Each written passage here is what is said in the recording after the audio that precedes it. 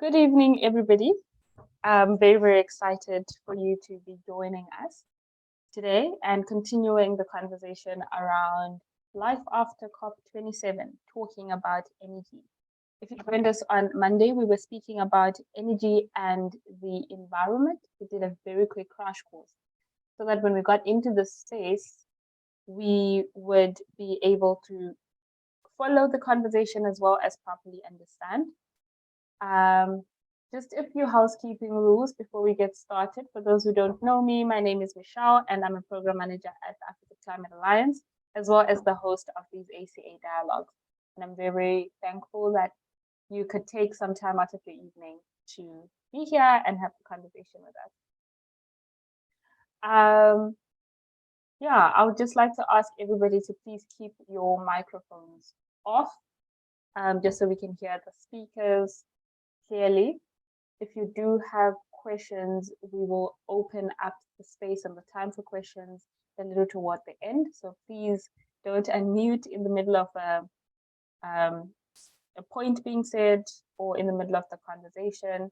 You can, however, contribute in the chat. In the chat space, you could be asking questions, you could be contributing to the conversation there. Would really, really appreciate that and want to see you engage. Yeah, so I'm very, very excited. I think you can see and you can tell about the conversation that we're going to have today. And what I'll do is I'll just start by introducing our panelists. Like the on paper introduction, and then give them an opportunity to also introduce themselves, apart from what their bios say. So that's what I'm going to do. So today we're joined by Senamile Sishi, who graduated from the University of Johannesburg with a Bachelor of Science in Life and Environmental Science. She was intensely interested in climate change and realized that energy has a huge impact on the climate, which led her to pursue an honors degree in energy studies. She's currently working at Sustainable Energy Africa as a sustainable energy advisor and pursuing her master's in energy studies at the University of Johannesburg. Very, very excited for Senamile to be joining us. Thank you so much for being part of the panel today. And we're also joined by Julia Tatham, who completed her undergraduate in economics and statistics and a master's in economics at the University of Cape Town. She's trained as a development economist and is passionate about sustainable development and energy economics, specifically energy poverty and just energy transitions in Southern Africa. After graduating, Julia worked as a researcher for the Environmental Policy Research Unit and the Energy Systems Research Group before joining Sustainable Energy Africa in 2022. What I'm really excited about today is that we have, as part of our panelists, or our whole panel really is two people who I hope know each other well because they work together in their professional life. So I'm going to start by giving Senamile an opportunity to just introduce yourself as well, outside of the paper quote unquote introduction that I've just given. The floor is yours.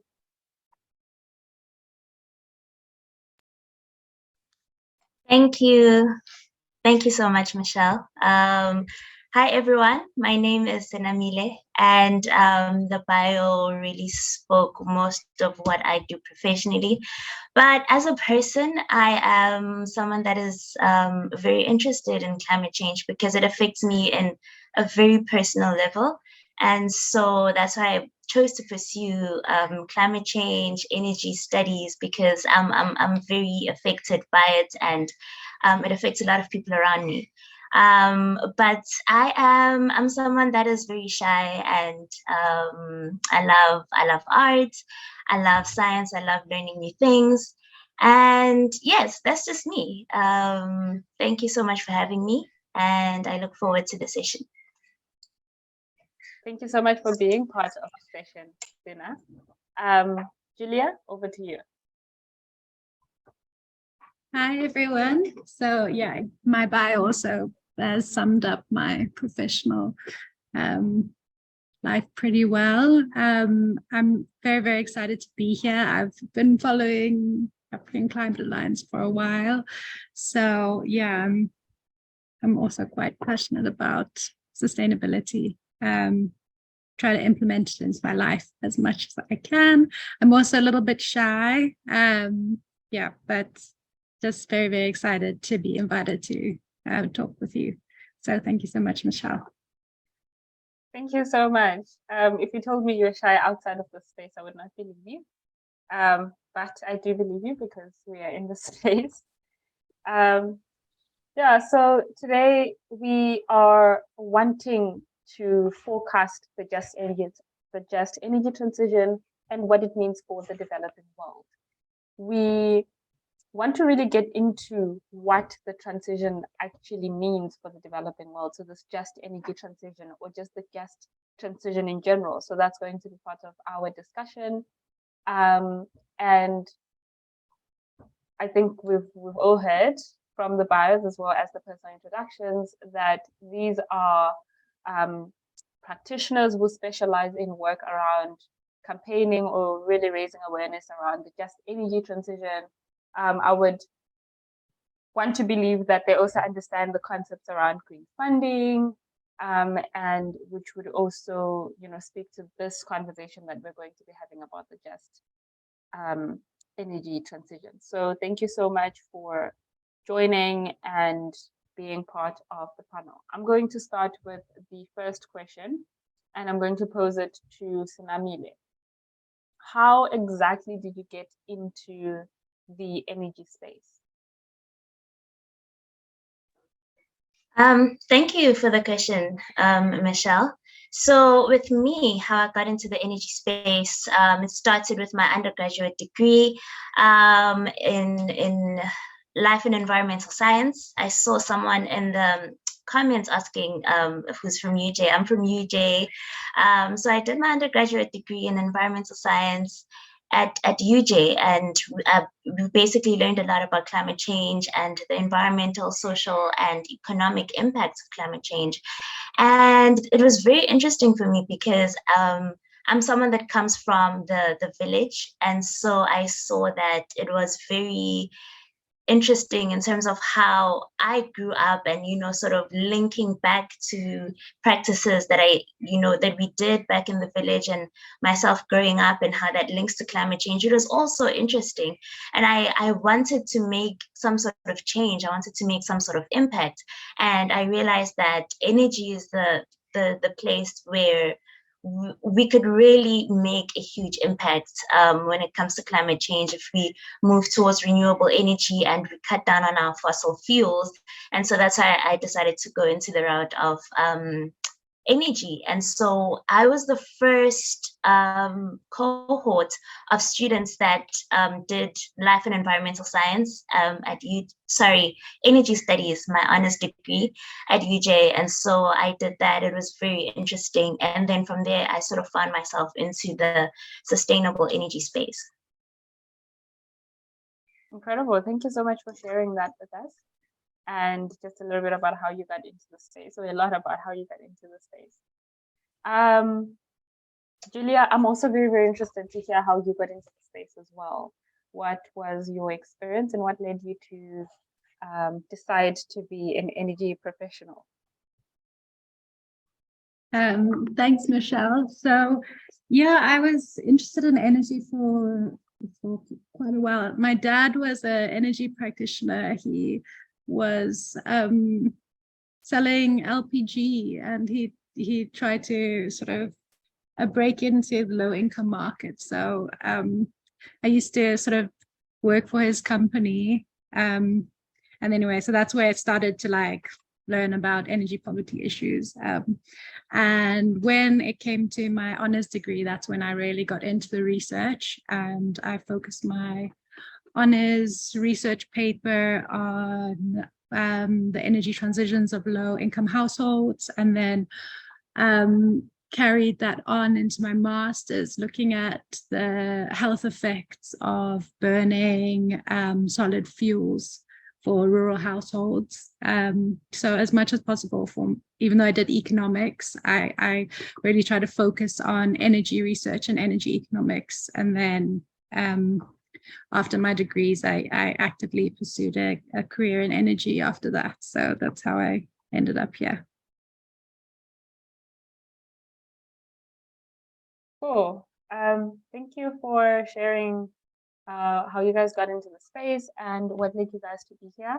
I think it's very, very important when we have these discussions to just understand the context or the background of the people that we'll be having the discussions with. So that I think it also helps us forecast the actual conversation as well as, create grounds for us to properly understand, I think, to an extent, the seriousness of the work. So, I mean, we've heard that your areas of focus are energy. And I think that's something that we want to get a little bit into. I picked up when you were speaking, Julia, you mentioned that your research was focusing a lot on solid fuels. And I'm interested to hear a little bit more about that and how it fits into the just energy transition. Because I think it's one thing to know that we are going to need to understand the role that such fuels or the context, especially when we're looking at low income households and maybe even low income countries, developing world. What exactly are we speaking about when we say solid fuels? And why should it matter when we start speaking about the just energy transition? Sure. So this is an extremely important issue around Africa and in South Africa. So solid fuels would be wood or coal or charcoal or even animal dung. Anything that when you burn it, so the solid fuels, when you burn them inside, they let off toxic fuels into the air. They let off toxins into the air, and it's really bad for your health. So in my thesis, I found that there is actually a correlation between burning solid fuels in rural households and respiratory illnesses.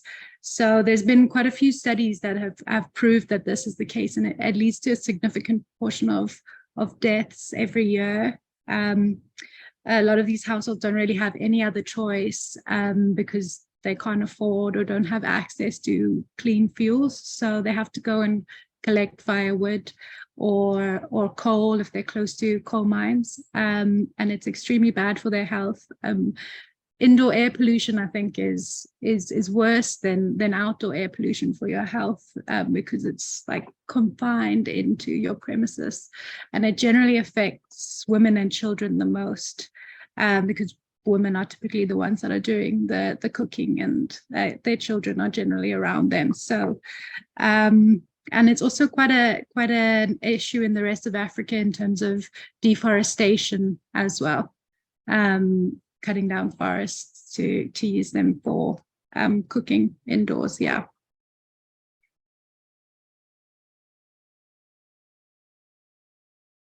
Realized I was on mute there. Just before we hop on to roping you, Sina, into the conversation, I just want to maybe ask for some clarity around such solid fuels, right? So would we say things like petrol or like diesel, which are fossil fuels as well, would also be solid fuels? Julia? You are on mute. I mean, petrol and diesel do let off toxins into the air, but they're not considered solid fuels, and they weren't they weren't what I considered when I was doing my research. It's more sort of cooking within households, but no, those are liquid fuels. Cool, thanks for that. We just needed a little bit more clarity around that. And I really like the focus and the centering of like experiences in households. And because when we start talking about the just energy transition, I think what most often happens within the conversation is it's very high level conversations that are being had, right? It's like, what is the world going to do? And what are the leaders of the country going to do, or of several countries going to do? And I think we're only beginning to see these conversations sort of shift toward centering people and centering people's experiences, which then, you know, leads us to start speaking about the just transition. But I'm interested, Sina, to sort of find out. So you spoke a little bit about how you were part of the first cohort for your the qualification that you did at UJ. Correct me if I'm wrong. I'm not remembering if it was your master's or your honors, but you were part of that first cohort. What was your experience with what has your experience been with doing that qualification, number one, and two, how does it link to not only your personal experience in terms of getting the education, but also your experience with linking that to lived realities? Because I think when you spoke in your introduction, you're speaking a little bit about how it is very interesting to see a lot of what you maybe saw growing up being in this academic, or sort of like being explored in academia. And I'm very interested to see and find out what your experience was and how that link was made. And also maybe just bringing it to that human centered approach. Yeah, if I carry on, I am going to speak and speak and speak, but that's what I'm trying to understand from your experience. Thank you for the question, Shell.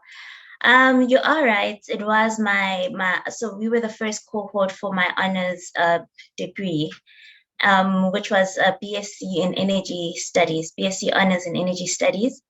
And it was quite interesting because coming from an environmental science background, environmental science was very theoretical and there was a lot of theory involved.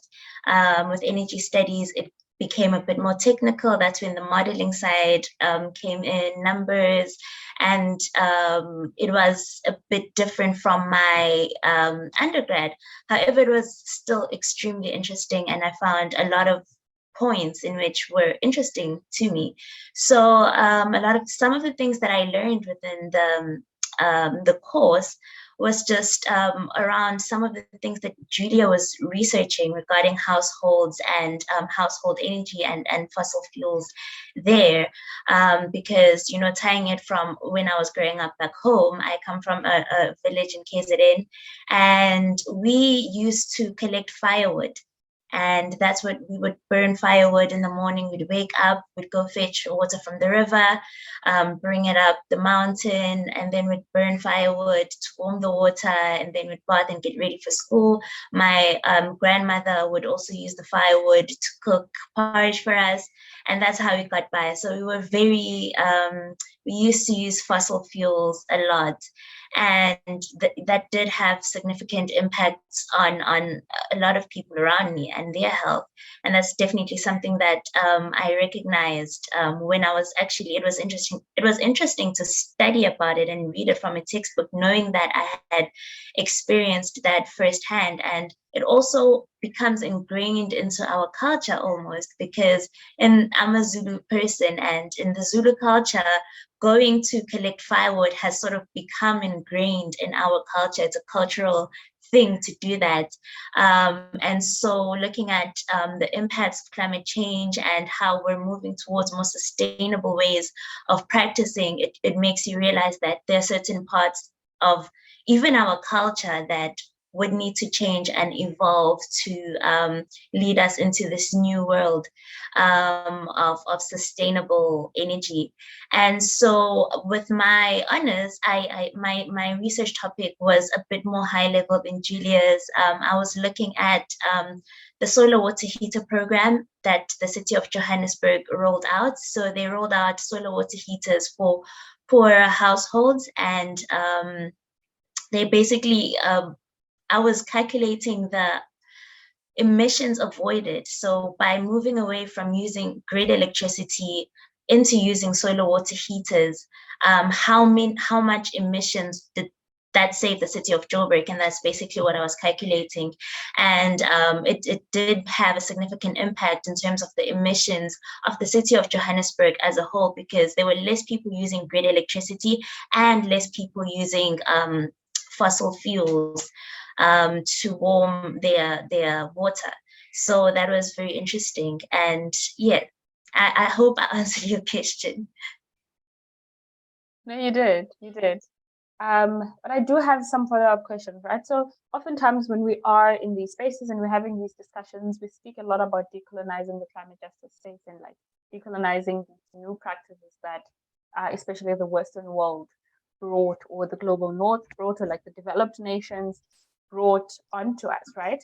And I don't think I've ever actually sat and thought about what you just mentioned in terms of how a lot of, or rather specific to the Zulu culture, and how like fetching firewood and like the burning of firewood has become so ingrained into the culture that it almost serves as a rite of passage.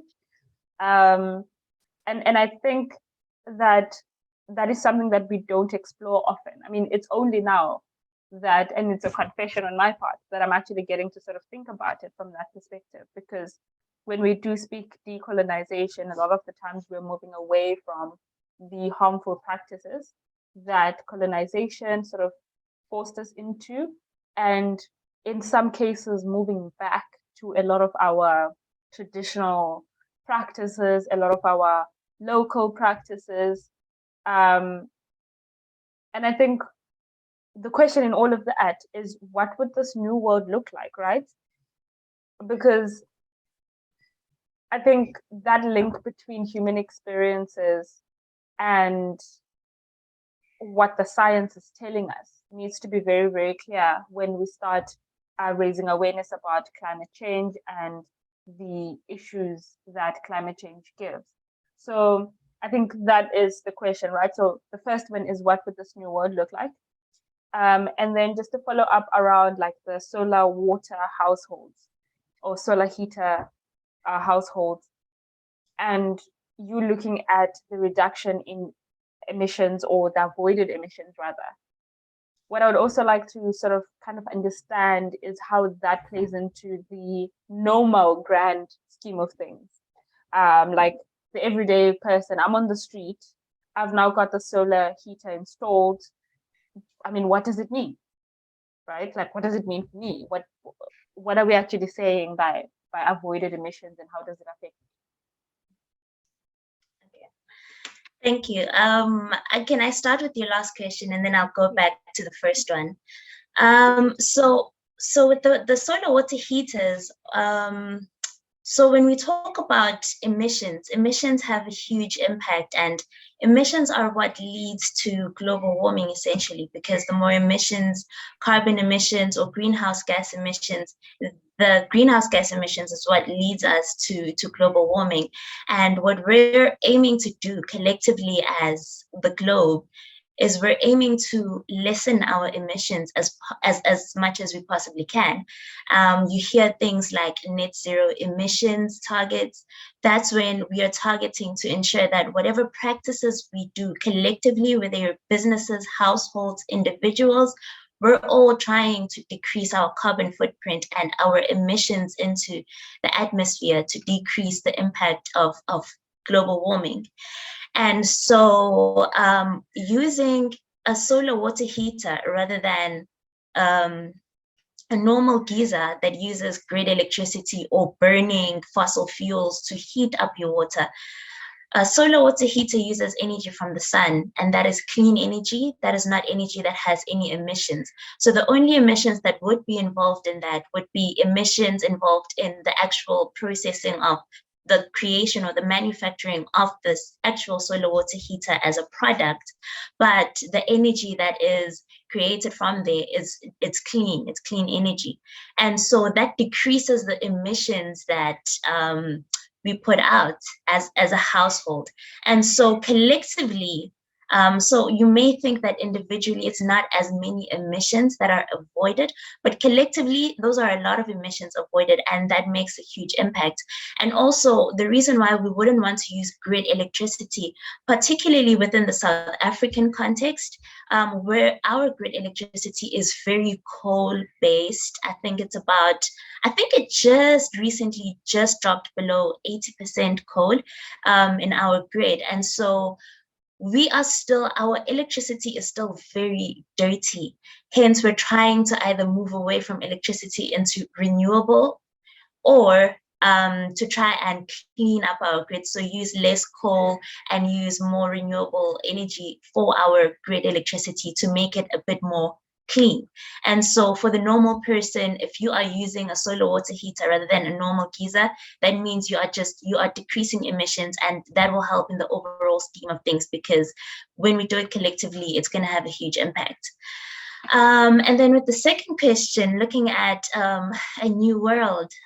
So basically with this just energy transition, that is something that's definitely happening, and it's not something that we are likely to stop. And it's a good thing, given that it should be done in a just way. And so looking at a new world, I would say that I envision two different realities for cities versus rural areas. I'm going to start with the cities. So with cities, there are going to be certain changes. There are going to be more energy efficient buildings. There's a lot of energy efficiency mechanisms that buildings can use within cities, because that's where most of the buildings are concentrated.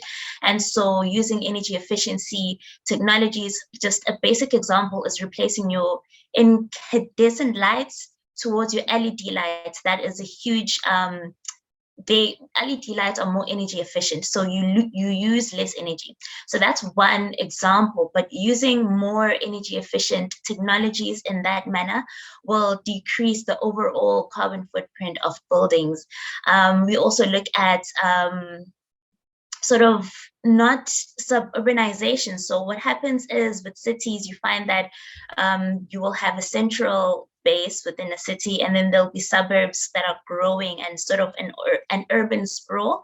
So if, according to our studies, and it's something that we're looking into right now, in terms of trying to make sure that people are much more concentrated within one area, maybe not too concentrated, but if we're more concentrated in one area and we have access to a lot of things within that area, and so it limits your requirement of using a car, for example, to drive all the way to watch a movie at the cinema.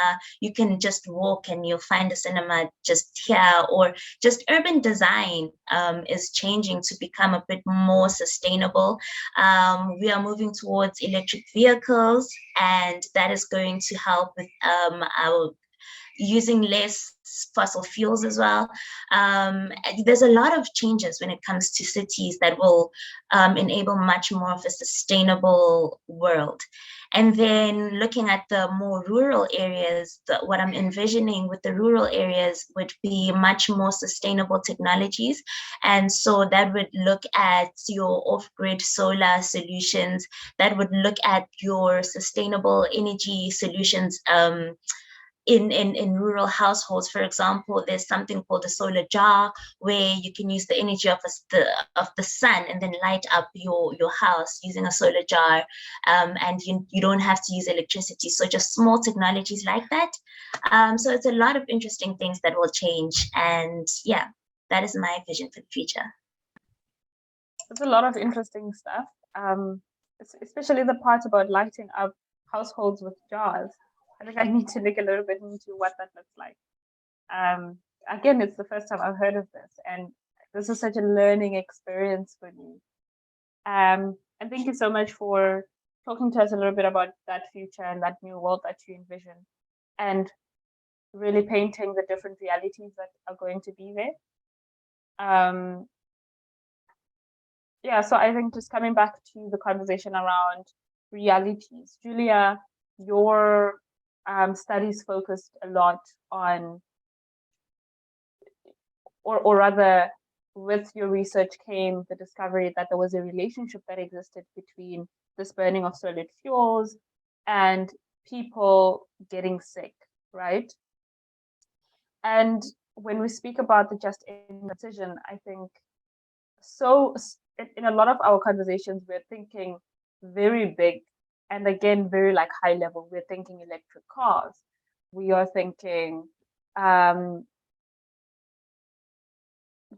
similar kind of thought processes around energy and setting up energy efficient things or using cleaner energy even.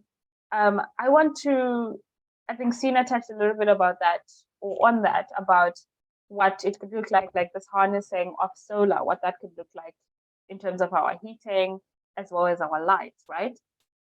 And I just want to sort of get into your mind a little bit and ask you to maybe speak to us about other practical ways that the just energy transition will look like, especially in rural or low income areas. I know that your focus of studies was South Africa, but I'm interested to just hear a little bit about maybe moving into the broader African context, because I think although our realities are very, very different, South Africa versus the rest of Africa, a lot of the issues are still the same, like the lack of access to energy or like electricity, for instance, and just the challenge of moving from fossil fuels or from dirty energy into clean energy and that whole just transition. So I think just asking you to also come in and maybe speak to us about other alternative practical ways that we could sort of reimagine what this future that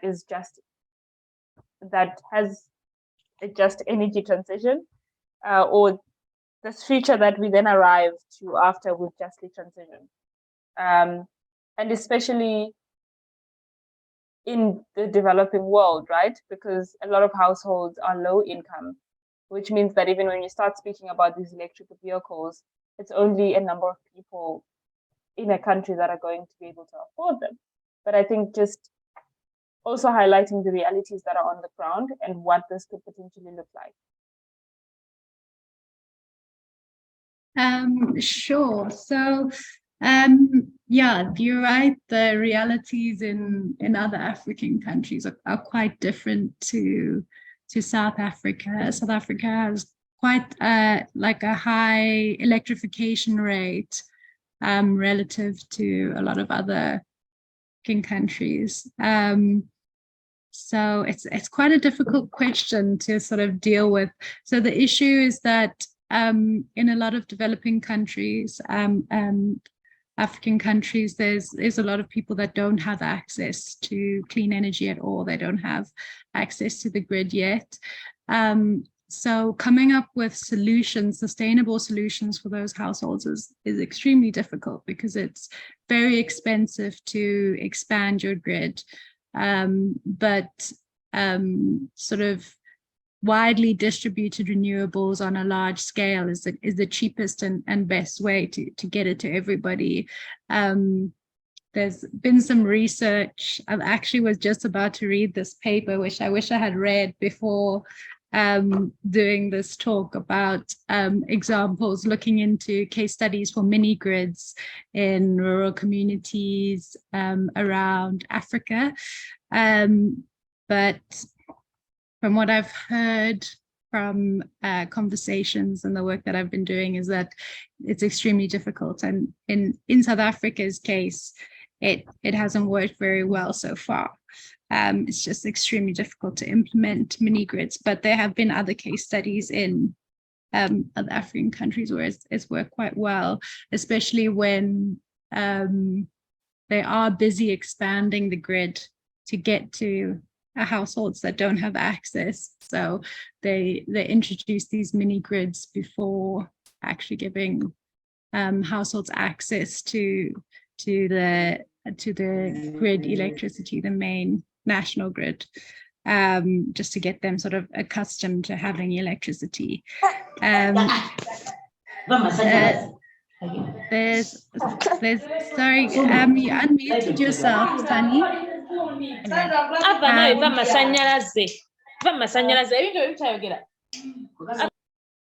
Everybody, please try to remain muted. Okay, As- sure. Yeah. Sorry. The noise just threw me off a little bit. But then also you mentioned electric vehicles as well, and how that's going to work, because there's this big push. I mean, we've actually been doing quite a lot of work on electric vehicles at Sustainable Energy Africa, and it's extremely complicated how to get that to work when our public transport is taxis. So how do we get this transition? Most of our country move on these private vehicles, and these taxi drivers don't make enough profit to afford to transition to electric vehicles. So how are we going to adjust when our country depends on taxis? So it's really complicated, and there's some work being done. But right now, I don't think there's any proper solutions that we've come up with to sort of how do we change our vehicle industry and our public transport. Yeah. So then what does the future look like in? Yeah, it's such a difficult question to sort of think of sustainability, and there's so much narrative is just focused on sort of getting renewables and distributing renewables, and you don't think of the logistics of supplying poor households, which is going to be a huge issue. And right now in South Africa, poor households are highly subsidized, and the rich households, the high energy consumers at least, pay more for their electricity to allow government to do that. So what happens now when there's renewables and everybody's moving towards embedded generation, solar on their roofs, and they're no longer consuming as much? It becomes really tricky to sort of provide energy for everybody, and it's a really tricky critical issue that we need to solve going forward. So I don't really have the answers. So I didn't really answer your question, but I just really spoke about the problems. But yeah, I don't have answers right now anyway. No, but I think it's the sort of conversation that we need to be having. I think that's going to help us develop these answers. So yeah, thank you for talking to us a little bit about that. And just, I think both of you, Senamile and Julia, just bringing the conversation of the just energy transition into context, because it can be very, very intimidating to start having the conversations and maybe even start understanding it, right? So I did see a question, and just two things. The first is that please make sure that you are on mute, especially when our panelists are answering our questions or engaging in the discussion. So please make sure that you are on mute. Please check regularly as well to make sure that that's the case. And then second thing is, there was a question in here, and it was a request to fully explain the just energy transition. And I can't think of better people to explain fully the just energy transition than energy practitioners. So I think that's where we're going to start off. And then we will have a proper Q&A session as the dialogue progresses. But I felt and I feel that is important for us to address now before we move forward, just so everybody is moving forward together. So Senamile, I'll give this one to you. Please properly explain what the just energy transition is. And if possible, please put it into context in terms of, I think, the developing world specifically. Thank you for the question, Michelle.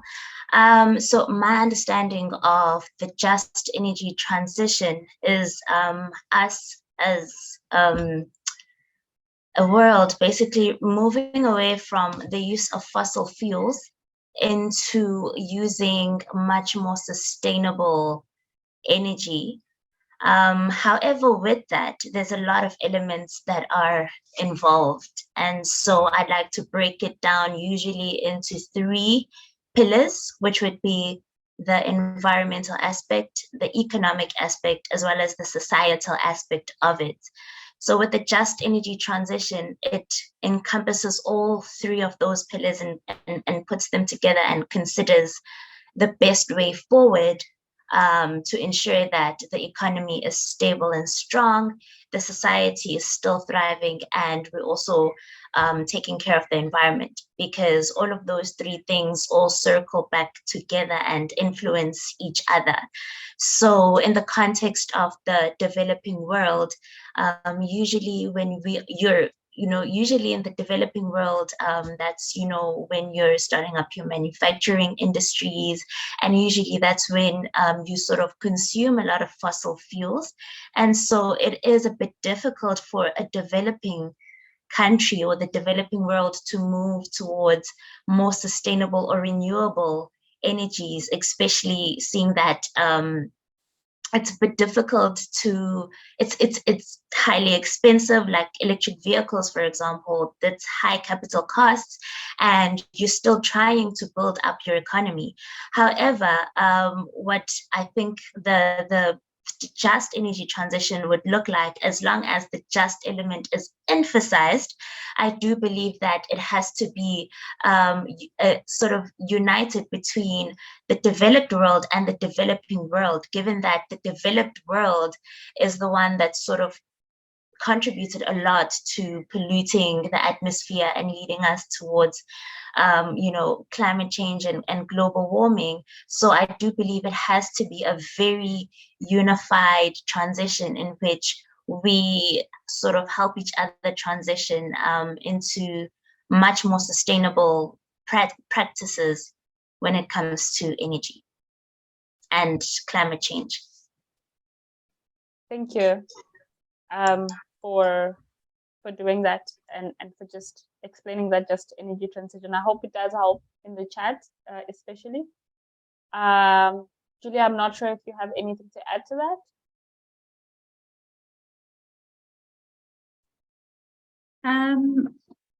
No, I think Sena covered it pretty well. Great.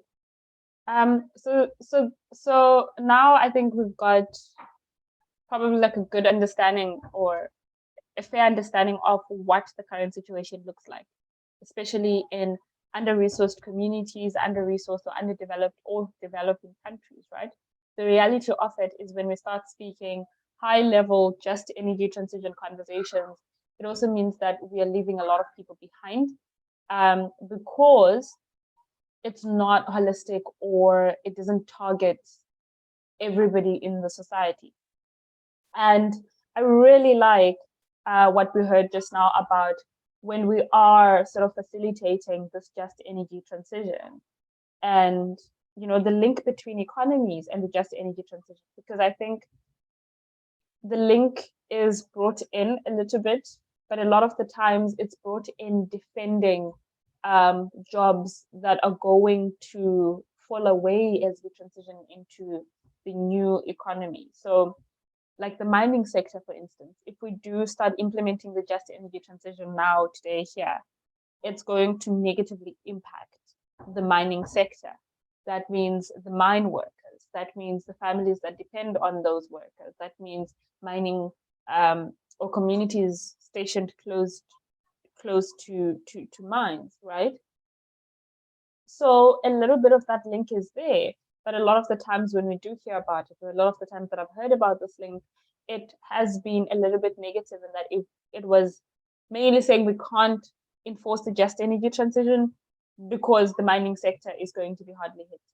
So I think the question really in that, or the question I'm trying to bring across, is what risks do we run by not implementing or by not facilitating just energy transition in terms of our economy, in terms of how society functions, and in terms of energy access as a whole, right?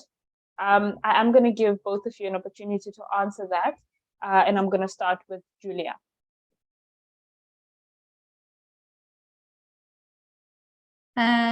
Sure. So yeah, I agree with you. I think we need to transition in a way that doesn't leave people behind, especially not communities that are going to be worst affected by the transition, which in this case would be mining communities. They will be left sort of destitute because there's specific communities in Mpumalanga that are so dependent on mining employment, and the working for the mines pays relatively well. It's full-time employment. They have pretty good benefits and pretty good representation.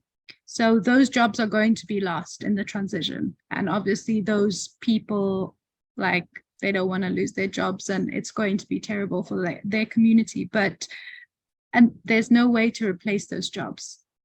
We also have sort of more about 35% unemployment. That's like in South Africa standard. And staying on this path of sticking to coal and fossil fuels, it's difficult to predict the counterfactual, but there have been studies released showing the impact. Sort of, firstly, there's impact on human health. There's going to be impact on the economy because of us not staying competitive, and businesses not wanting to operate with global pressure in a country that is heavily dependent on coal still.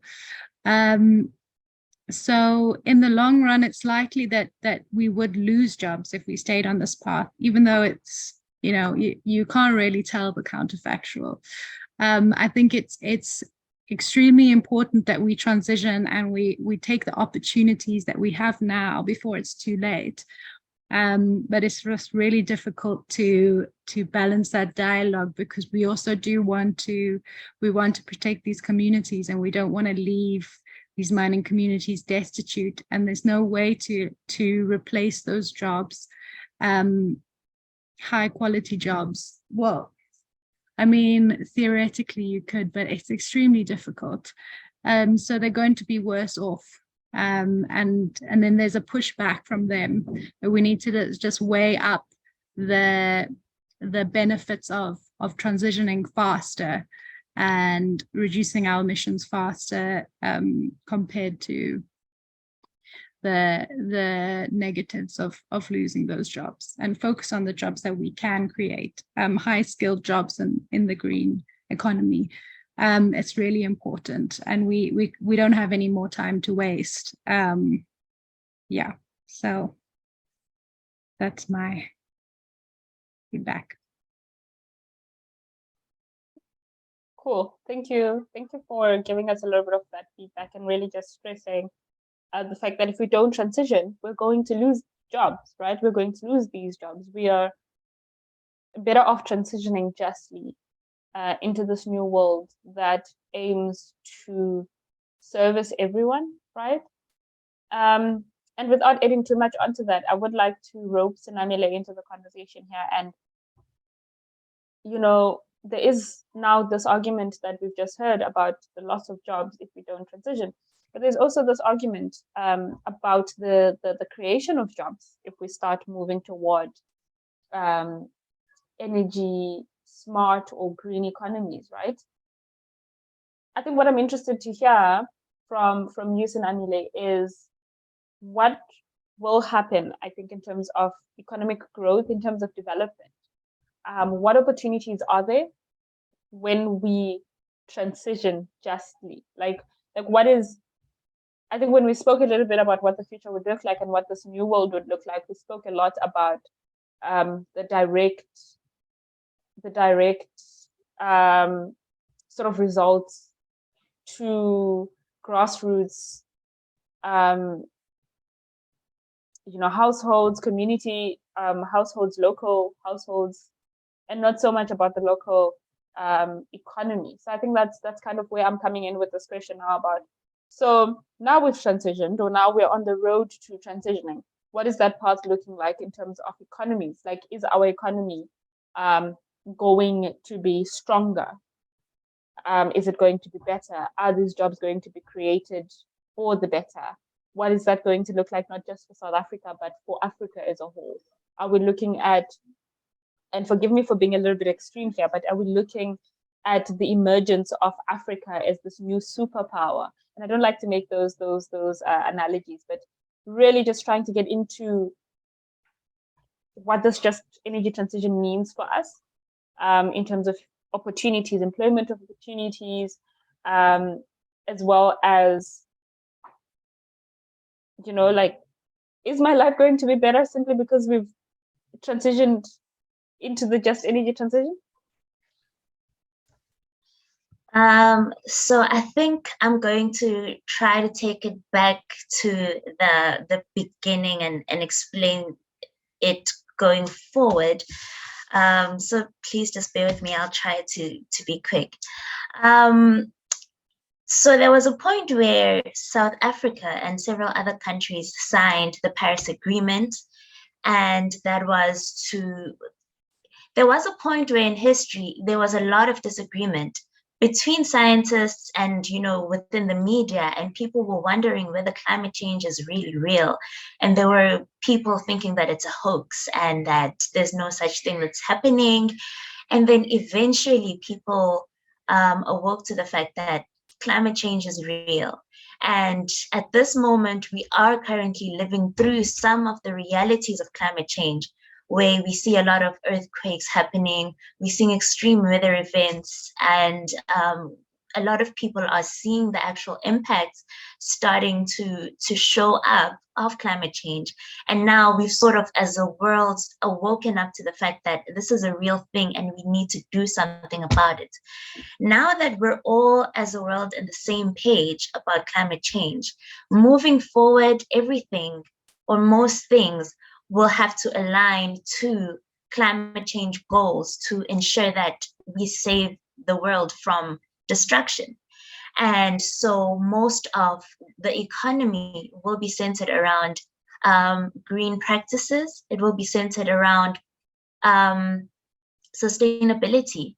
And so when countries signed the Paris Agreement, and there's a lot of other international treaties that were signed by South Africa and other African countries to ensure that we decrease our carbon emissions, etc. And a lot of those treaties will influence the economy, because now you're seeing superpowers when it comes to the economic superpowers, such as Europe, moving towards certain laws and policies that say that we are not procuring or buying anything from any country that is not climate friendly.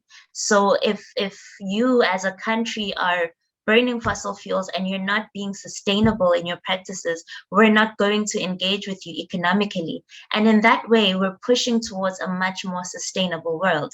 However, that will have certain impacts on developing countries such as ourselves, because as a developing country, South Africa, it's difficult. There are certain limitations or sort of difficulties or challenges with going the renewable route, for example, or electric vehicles. Those are high capital costs, and it's not as easy for developing countries. And so when it comes to the economy, it's mostly affected around those decisions around climate, and that we're moving towards much more sustainable practices. And if we don't do that, we're going to be left behind in world trade. And it's going to be very few countries who want to trade with African countries that have high or highly unsustainable practices. And so we do have to move towards sustainable practices. And so what happens is that there are new emerging markets, because now you're going to see new markets, such as, for example, solar PV is a huge and booming market in South Africa, for example, and that's going to be the case in the rest of Africa. And that's a new market. If we play our cards right, we could essentially find ourselves leading within that market. Currently, China seems to be leading in that market. However, if we are smart about certain things, we could sort of take the lead in certain markets. And because there's such a change, a drastic change towards sustainability, there are certain things that we can do as a developing world that will enable us to take a lead and sort of claim a huge portion of the market before other people catch on. So that's where the opportunity comes in, is that we, within these emerging markets that are coming up, we have the opportunity to take the lead and to secure a global market when it comes to those things. And so how that affects the person, the normal person on the street, is that with these types of changes within the economy, it affects jobs. It affects the national economy. So if we don't move and we're left behind, that means less jobs. That means unemployment increases. And so, yeah, and one last point that I will make is that with this change, there are usually highly skilled jobs that are needed. So it's not usually, for example, if you just have your matric, which is what coal workers you can easily get into that industry. However, with more sustainable industries, you need much more of a higher level of education, and that can also become a hindrance in terms of developing countries. Thank you. Thank you so much for getting into that. I think these are the kinds of links that we need to probably start happening, especially in the broader conversations that we have, right? Because I think I've mentioned extensively why it's so important for us to be centering the experiences of everyday and normal people, their lives, when we start having these conversations. So thank you for doing that. I'm now starting to get a little bit nervous because I forgot to look at time a little bit. So what I'm going to do right now is we're going to get into the chat, just get into a little bit of those contributions that we're going on. And then I did see some hands, but the hands fell away. I do see a hand. Sarah, please go ahead. Yeah, thank you so much for this dialogue so far. It's been really incredibly interesting. And I appreciate also the contribution just around the challenges and the nuances around it, because I think it's not always brought to the table in this kind of manner, and I appreciate that. And I mean, on that, I have two questions, and they are big questions, so I understand maybe we can't get into them too much, but the one is, what is the opinion, either one of you could answer this in terms of how we can prevent repeating the same mistakes that we've made with regards to how we've extracted coal, oil, and gas when it comes to producing renewables. When we think about the impacts of, for example, cobalt mining for electric vehicles, and that it's not without its externalities and impacts. And what are your thoughts on how we can make sure that we are, as we are transitioning, that the way that we are transitioning to renewables include that aspect? And the second question would just be, around the job losses that was mentioned. I understand that the difficulty around, some of the coal working jobs that, as you say, might not be able to be replaced necessarily, but I have heard some people suggesting this notion of accessing funding to put coal workers into early retirement for those where jobs cannot be replaced. Do you feel that this theoretically could be a viable option where there may be some job losses that can't be recuperated during a fast transition? Thanks. So I can come in on the second question about the early retirement. So luckily, actually, most of the miners, the coal miners in South Africa, have retirement contributions from their work. One of the issues that with losing the jobs is that coal mining jobs are high quality jobs in that they get a lot of benefits. So most coal mining workers have unemployment insurance and retirement benefits, thank goodness. So by the time they have to leave, by the time they lose their jobs, it's you know, we're not sure if it's going to be like they'll have enough retirement to actually retire. But I do think that is a possibility, is if we're not able to recover, I mean, re-employ or reskill those workers from coal mines who already have some retirement benefits, then there could be some sort of transition funding that goes towards putting them into early retirement. It obviously is a bit, you know, it's like there's also a lot of other people in South Africa who are struggling, who haven't had jobs for years. But I think it would be an important thing to do because the coal mining voice is a very strong voice, and it's important that people in those communities are protected. So yeah, I do think that is a good option for a lot of older coal mining workers. In terms of the cobalt mining and use in batteries, I actually need to do more research into the negative effects of cobalt. I don't know enough.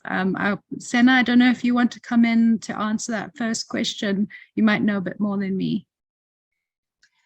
So I don't think I know much more than you, but what I can say to answer that question is that there are significant impacts, environmental impacts that are also within the renewable energy space, the sustainable energy space as well. So that is not without its faults at all. However, within the grander scheme of things, moving towards that makes much more sense, as it will help reduce, for example, emissions. However, when it comes to, for example, mining practices, there are certain sustainable mining practices that can be put in place, and these will not at all sort of vanish all the negative impacts, but there are certain sustainable practices that can be done. For example, using eco-friendly machinery, and it's also really important to do mining rehabilitation after you have mined within a certain place, as well as there's been a few mines in South Africa that have been using renewable energy instead of grid electricity. It is quite ironic. Some of those mines are coal mines, but they're using renewable energy. So there are certain sustainability practices like carbon capture, etc. Those small, I'm not sure if I can say small or not, but there are certain sustainability practices that can be put in place to assist with that, and definitely that they will still be environmental impacts. However, it would be much less of an impact than what the situation currently is. Thanks for that. Thanks for the question, Sarah, and thank you so much for answering, Julia and Senamile. Yeah, I think it really helps us, again, like put the just energy transition into context. And I think the stress is in doing it right. Hopefully doing it right the first time, so that we aren't creating systems that continue to disadvantage and oppress people. And I think that's where the just energy transition comes in. So I'm just going to read some of the contributions in the chat. We've got Ruth, who says, I live in a forest in Zambia, and I'm a forester by profession. My concern, however, is how much effort is being put into making sure that solar panels and alternative solutions to charcoal being made affordable for even the poorest people, so that we can help them avoid burning charcoal. And I think that's one of the concerns, right? Like the just energy transition is going to be very, very expensive. We're starting to see it. And I think that's a very, very valid concern there, Ruth. Tahira says, in the context of South Africa's energy crisis, which causes water treatment plant failures resulting in sewage spills, polluting oceans and contaminating water sources, I'd like to ask about the viability of solar energy as a renewable alternative energy source to support backup generators at water treatment plants. I'm very tempted to, only because we've heard a little bit about, solar water heaters. And I'm wondering if, Senamile, you could give us a bit more context into that question. I'll just repeat it again. The question is around how viable solar energy is as a renewable alternative energy source to support backup generators at water treatment plants. Thank you so much for that question. I do think that solar is definitely a great resource, particularly in South Africa, where the solar irradiance is really high. And so because of that, our solar energy can really make a difference. And what also is a good point here is that within, during the day, it's a great way to okay, if you use battery energy storage, because that's the problem with solar, is that it's intermittent, and so it's not always there. And I think it would be great as a backup or to support backup generators, but you can't really use it as a base load. You would have to have some sort of alternative energy that would be much more reliable, because solar is not always reliable, and also the sun is not always out, unless you would have battery energy storage. And then that's where funding would come in. I think if we would be able to get sort of funding to be able to install battery energy storage, then solar would be of great use in this case. However, the only concern that I would think of here would be the intermittency of solar energy. So solar energy being intermittent, meaning that it's not always available, it's only available maybe a certain amount of time during the year, maybe a couple of months, and isn't always available. Yes. Cool. Thank you.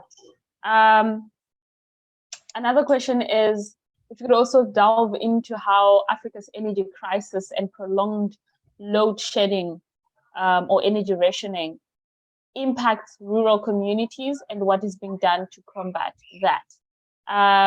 Julia, I'm going to pass this one off to you.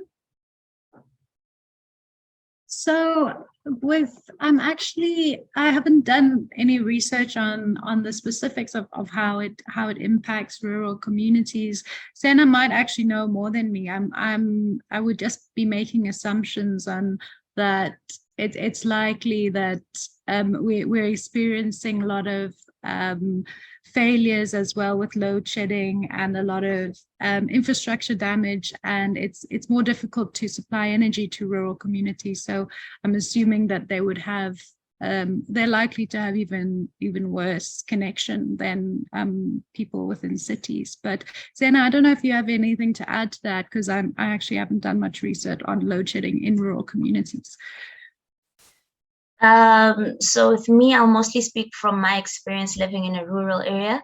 I do think that load shedding can be a bit detrimental to rural communities, given that it's a very fragile place, in that, for example, if there's load shedding at night, there's not enough lighting, and that can affect crime rates, because it might not be as safe for people to travel. And also, if you're living in a rural area, and for example, if you have someone who's taking care of their grandmother and has to work in the city, and they have to be traveling from the rural area to the city to go do their jobs, and this load shedding, that can have significant impacts, because you get there and there's no food, for example, or issues around the crime as well. And then also, if you think about connectivity within rural areas, it's a bit difficult, because the houses are a bit far away from each other. And so if you don't have proper network or connectivity, whenever there are times of need, it becomes difficult to communicate with each other. So I think there may be certain instances where there are emergencies and you can't deal with them properly because of network issues due to load shedding. And there are other, significant impacts that load shedding has on rural communities, which I think really do need to be solved. And the only thing that I can think of that is being done to combat it is what the Energy Crisis Committee in South Africa is currently doing with their plans. For example, ensuring that we're allowing renewable energy, or we're allowing people to feed back into the grid the energy that they generate from their solar PVs, and that will create more energy or to be available within the grid, and sort of allowing people to feed back. That will assist to provide the demand for the loads, and that will decrease the load. So most of the things that are being done about load shedding, I know more from a larger scale, but with specific to rural communities, I cannot really tell you. I'm not too knowledgeable about that. Thank you for that. And I think that's helpful, again, in just framing what we're really talking about and bringing it back to that lived reality. Eric, I did see your hand. I'm going to give you an opportunity. Please go ahead and ask your question. Eric Paul. Yes, thank you for this opportunity. Okay, first of all, thank you to the panelists. I think today's dialogue has been a good one. Now, my question is this, or my concern. Most of the countries, like where I come from, I'm in Kenya, Nairobi, you find that we may not be at par with where South Africa is. That is, South Africa is a developing country. And for our case, we might be in the third category, which might be undeveloped. Now, from the study cases, which is the best way to go? Do we start, of course, like in Kenya, we have the domestic consumers, we have the commercial consumers, and as well the industrial consumers. So which one should we prioritize in order to reduce the greenhouse gases and the carbon footprint? Because you look at the large consumers, that is the industrial sector. They consume a lot of energy. So when it comes to implementing or going green, as I may put it, which one should be the biggest priority? Is it the industrial or the rural, that is mostly in the urban, or the rural setup, that is the domestic consumers? Thank you. Thank you. Yeah, go ahead, Julia. I can answer that. I can give it a shot. So, and in terms of bang for your buck, it would be the industrial consumers. They would be the first to be switched over to renewables, because they are generally the ones that consume the most and pay in lump sum and pay on time because they're businesses. And it would lead to the largest reduction in energy, and would be a lot easier actually than rural consumers, who are extremely difficult to provide energy to at an affordable rate. So yeah, that's my answer. I don't know if Sena, if you have anything else to add. No, Julia, I don't have anything else to add. Great. Thank you very much for all of that. I seem to have lost a thought that was in the chat that was there, but that's okay. Thank you so much for really, I think, not only engaging with our questions and answering this and putting the conversation into context, but for also helping us understand what we mean when we say just energy transition. I am aware of time now, and what I am going to do is get to this point. I'm trying to pick and choose which questions are the best, but I think one is, there's so many discussions that are normally had at these international conferences, like COP27 being one and COP28 coming up being another one, where these discussions are being had. And I think we've now established that the just energy transition, more than anything, should be centering the experiences of people who are most affected. So the poorer communities, developing nations, and that sort of that is the context which we should be looking at the just energy transition, so that we ensure that when we do transition, we're not leaving anyone behind. And these discussions often happen at a very, very high level, right? And I think the question in that is, how effective are these types of conferences in facilitating effective change making, especially in grassroots communities who advocate for and work towards social justice? You will forgive me for this, but Sina, I'm going to give you 2 minutes to try and answer that question. How effective are these international, Okay, so I'll try to be as short as I can. So first of all, with these types of conferences, I would say they are effective and not so effective, both of them, and it's difficult to weigh in which is more than the other. However, I'm just going to explain why I say that. I would say that they are not effective in the sense that these are usually international conferences held in, countries like Dubai or, outside of Africa. And it's difficult for an African person, a normal, everyday African person, to be taking part in those sorts of conversations, because who pays for your flights to get there? It's really expensive to get there. It's inaccessible, first of all. And most of the people that are there are people that have really comfortable lives and don't understand the realities of the poor or the normal people in Africa. And so usually the conversations that are had on behalf of people, and that is not as effective, because you need people to be there to speak on their own behalf. And then I would also say that they are effective. And the reason why I say that is because you are putting in together highly influential people in one room to discuss issues around climate change and talk about highly topical issues. And these are mostly decision makers. So it is effective in the sense that everyone has one unified way of moving. And so once you make that decision, everyone knows that it's a unified thing and we can move forward from there.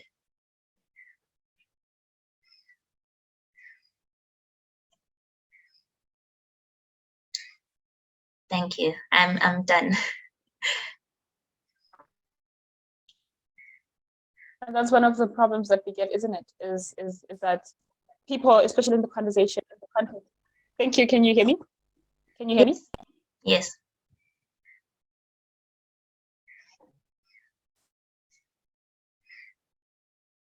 You're still there, Michelle. I can hear you.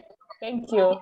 There was a break in my connection, so I apologize for that. But awesome. The joys of the energy crisis. I am here now. I hope. Can we all hear me? Yes, I can hear you. Great. My power just cut, sadly, but I am still here.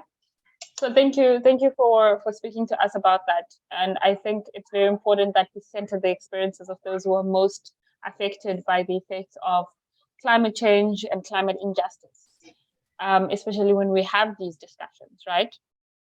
So I think in closing, because we have reached the top of the hour now, I think the question goes to both of you, right? So what are some of the practical things that we can start doing to aid or help facilitate the just energy transition?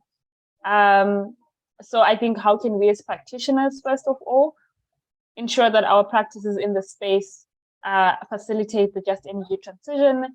And then what would we say to somebody who's not necessarily a practitioner? Maybe that person is very interested in the energy space. What would we say to the regular, I almost want to say the regular Jane walking down the street? What would we say to that person in terms of what they can do, practical things that they can do? Julia, maybe I'll start with you. Sure. So I think as a practitioner, we can try to be as inclusive as possible. So in our research, we can't sort of just do desktop research on international studies and expect the same approaches to be applicable in South Africa. So I think it's really important to make sure that as a researcher and a practitioner, you try and get different perspectives and have dialogue with different stakeholders as much as possible. And as a normal person walking down the street, I think just educate yourself and try to educate others. And if you have the capacity, join an organization like ACA or become an activist, and just try to make change where you can. So that's my view. Thank you, Julia. Sina, same question over to you. Thank you. Julia summed it up beautifully. I will just mention 7 points that I wrote down, which are, I think, great points to consider when you're thinking of this. Which is, you need to make sure that your voice is heard by those in power. Don't allow yourself to be silenced. Whatever you do, make sure that your voice is heard.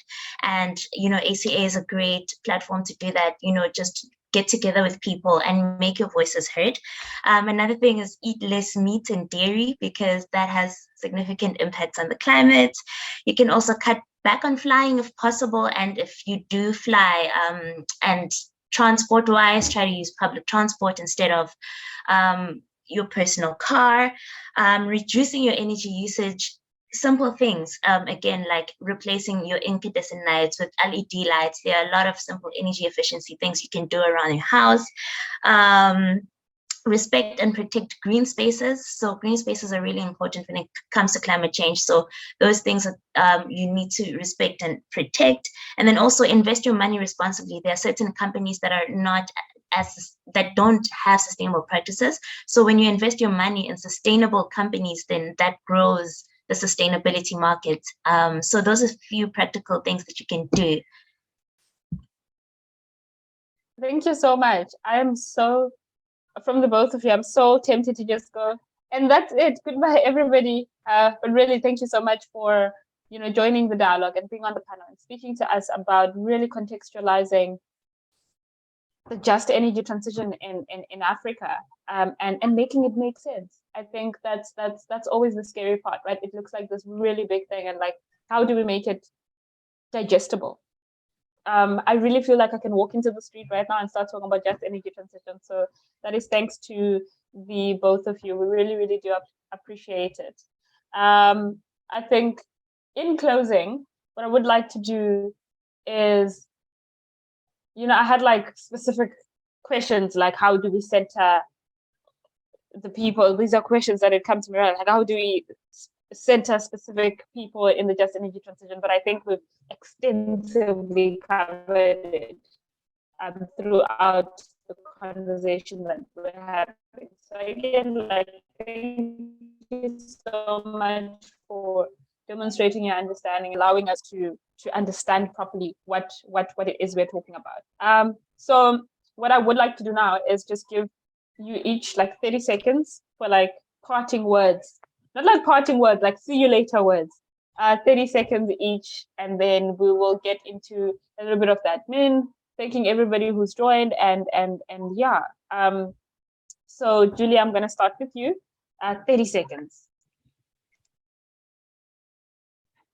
My closing remarks are just to say thank you so much for having me. It's been such a pleasure to talk to you, and all of you for attending. Thank you. It's been such a great privilege to be able to talk to all of you about just energy transitions. Thank you. Sina? Thank you so much for inviting me. It was great to be sitting on the panel, and I would just like to thank everyone for attending, and just to remind everyone that we're stronger together than we are apart. So these sort of meetings are very powerful. So don't just attend, go out there and actually implement some of the things that we talked about. Be sustainable in the way that you live as well, and we're stronger together than we are apart, really. So we should definitely come together and make a change. Thank you. Thank you so much to Senamile and Julia for being part of our panel. It's really been a great conversation, and more than anything, I really have enjoyed moderating the panel and the discussion. It's been very, very insightful. I've learned quite a lot, and I'm sure it's true for everyone else in the audience. So thank you for taking your time to be here with us, first to the panelists as well as to the participants. Thank you so much for that. Just a few admin related stuff. I did send a message into the chat with the data reimbursement form, as well as our email address. So please email us at email the following email address, team@africanclimatealliance.org, if you have any questions, and please fill out the data reimbursement form if you need to be reimbursed for attending this meeting. At the same time, please keep in mind that reimbursement slots, so the amount of people that we can give this data to, are limited. So it's sort of like on a first come, first serve, because we do have limited funds for that. Again, thank you so much for everybody who's joined.